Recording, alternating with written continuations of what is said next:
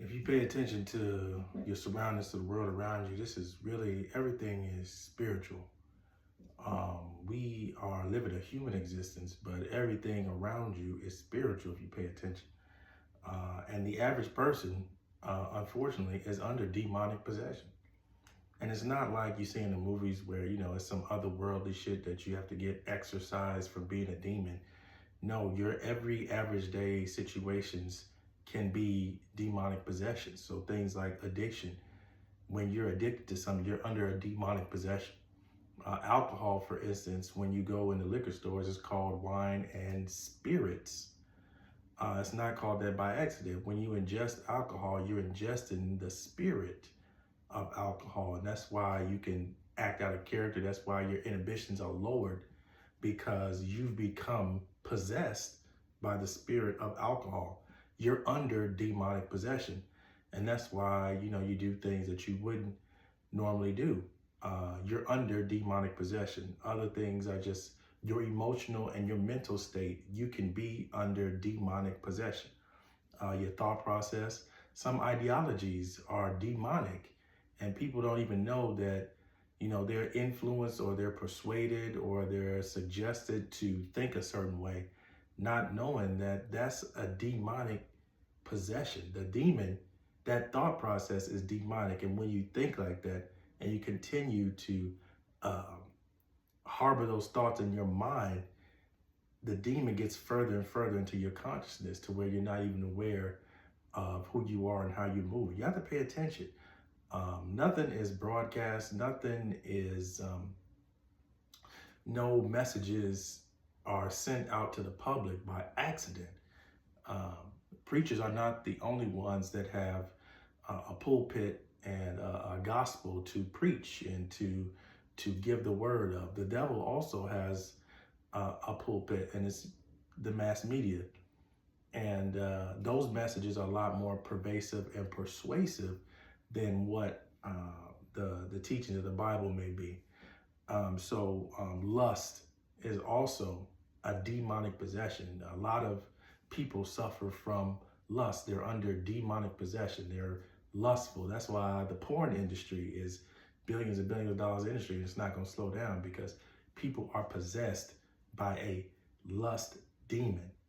Envy, jealousy, that is a demon that you're possessed by. Those feelings of comparison, of insecurity, of trying to take away what somebody does well, or focusing too much on somebody else and their gifts and not harnessing your own.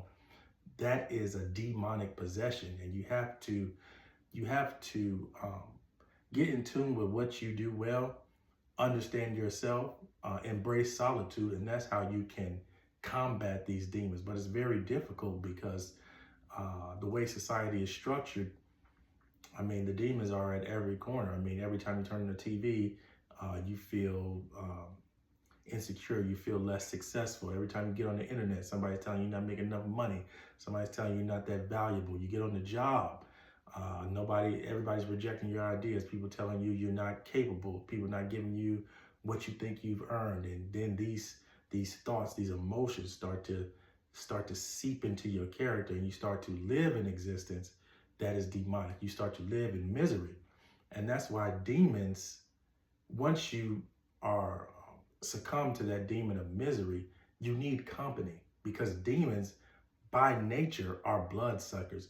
Demons need a crowd in order to exist, because either they have to inflict or infect someone with their demonic energy, or they see someone that's righteous, or they see someone that doesn't have the same demons as them, and they want to draw the life force out of them. They want to suck the energy out of that person and make them miserable just like them. So misery is a demon. That's why it loves company. And when you're under demonic possession, you want to be in the company of others, and you want to be around others that are demonic. And you also want to be around others that you don't feel are as demonic, so you can draw them into your energy. That's why, demonic energy is infectious. It needs to spread. And that's why righteousness, or being confident in who you are, that requires solitude, being thoughtful, being away from the crowd is a righteous disposition, because once you get away from those distractions, you can start to understand yourself better. You can understand your flaws, you can understand your strengths, and then you can work on who you are independently without all the distractions. And that's why demonic energy requires a lot of people, requires a crowd. There's a phrase or a saying that I heard that says, the larger the crowd, the dumber the crowd. If you like to be in the crowd, you like to be in the group, you like to be a follower, you like to follow trends, and you have to check yourself, because the righteous path is one of solitude and solidarity. And everything in society is a battle for your soul. I mean, when you look at society, you have to realize that it's not just on the surface level. This is a spiritual existence. Everything is a battle for your soul. Um, you look at mass media, you look at some of these music artists, the types of music that they make, it's infectious, it's rhythmic, it puts you in a different plane of existence, it puts you on a different spectrum, and that can invade your thought process. You know what I'm saying? Music is spiritual. The vibrations put you on a either lower vibration or a higher vibration. And that is a battle for your soul. You know, the music, the TV, the messages they send, even sometimes in churches, they give you messages that are contrary to righteousness.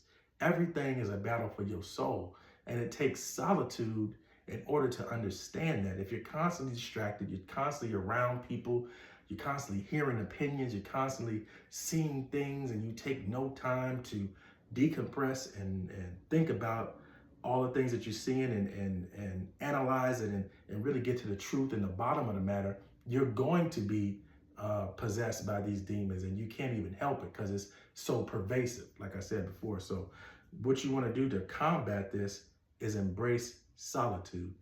That is the seed of enlightenment. I don't want to preach too much, but I hope you appreciate this message, and I appreciate you listening.